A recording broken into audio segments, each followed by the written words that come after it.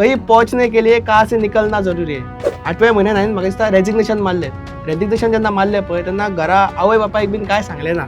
घरा पावलो आवयक बापायक सांगलें, आवय बापायन फोग काडलो. म्हाका दिसता हांव घरा वयतालो पळय तेन्ना म्हाका कमीत कमी 11-12 सदींच म्हाजे 11-12 जाताली आनी घरा कडेन पावलो आवयचे एक उतार आसतलें, तुज्याच माथ्यार दिला रे युनिवर्सिटी का म्हणून. बीजेपीचो युवा मोर्चाचो अध्यक्ष आसा तेणे तुजेर सामकी खरपूस टिका केल्या की तेणे दाखयलें म्हणून की तूं कोणाचो मनीस तो ना. सो तेका तूं काय रिप्लाय दिवना दिसता अजून.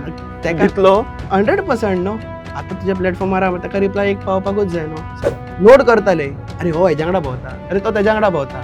आनी सांज जाली काय तांकां फोन घरा कडेन, तुजो बापूय गव्हर्नमेंट सर्वंट खबर आहा मरे, ट्रान्सफर जावं शकता, अशे धमक्यो. डायरेक्ट हय डायरेक्ट धमक्यो.